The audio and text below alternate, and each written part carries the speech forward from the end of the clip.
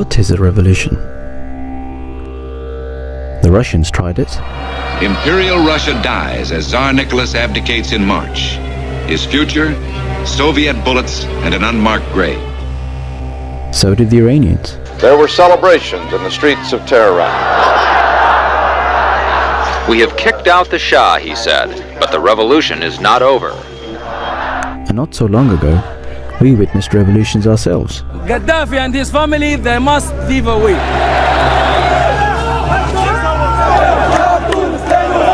This is the Egyptian democracy, not hypocrisy. Revolutions are nothing new. They are historical facts of life. Like it or not, we as a species have a spirit of revolution in our hearts. And there is no sign that we have come to the end of the revolutionary experience. Science, technology, and industry have all seen revolutions in previous centuries. The old dogma is thrown out and replaced with newer, more accurate theories. This is done as a matter of necessity, whether the struggle for a new system occurs on the battlefield or in the mind. Today, Western culture, known primarily for its relentless consumerism, now dominates throughout the world. We have everything we need. But all this consumerism, is it healthy?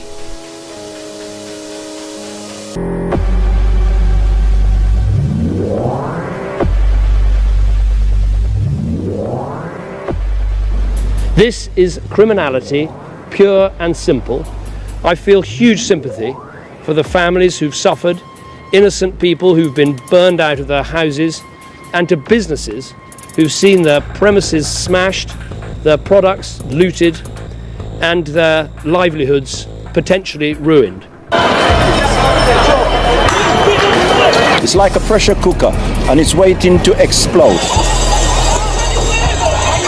This is nothing.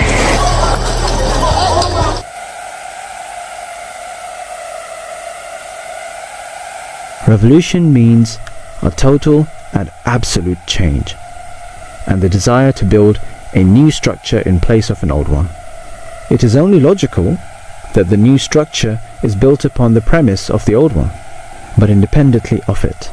Rome wasn't built in a day, and it certainly wasn't built on the remains of another civilization. We are in need of another revolution.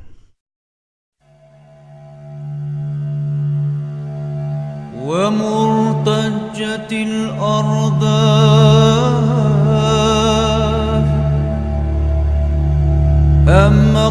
This area of the world was the cradle, or probably was a fountain of spiritual enlightenment, but not just spiritual, scientific enlightenment.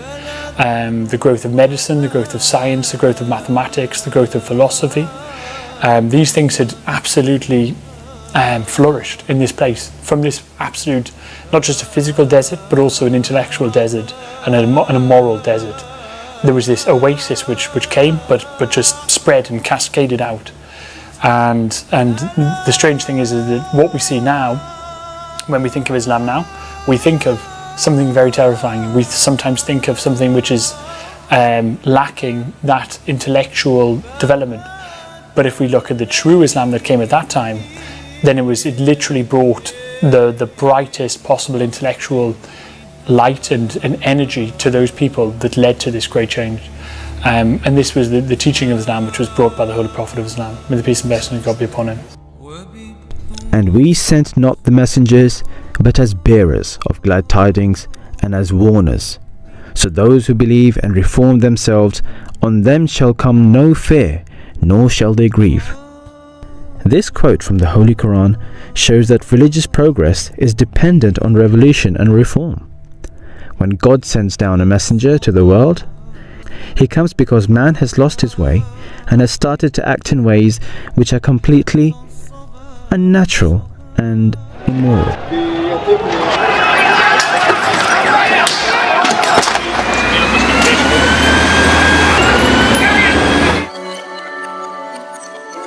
After the advent of the promised Messiah, peace be on him, what is the religious revolution that must now occur?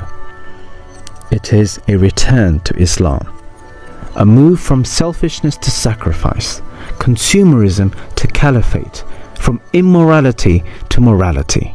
The promised Messiah, peace be on him, set in motion the wheels of the revolution, and it is our task to continue to drive forward this revolution of peace, love, and absolute justice.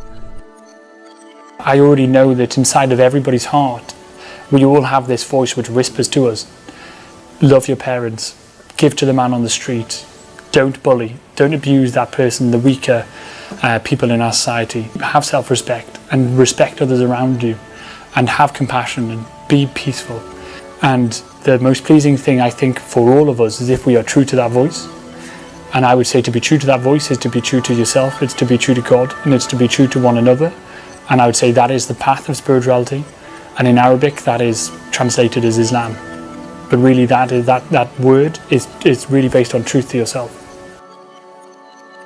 This revolution does not require the shedding of blood, but the changing of mindsets and ideas, and perfect obedience to Khilafat. Ashhadu an la ilaha illallah wahdahu. This is the religious revolution which is now upon us. Not a revolution of the sword, but of the heart, an overhaul of the corrupt system, and in its place a message of peace, modesty, humility, and sacrifice.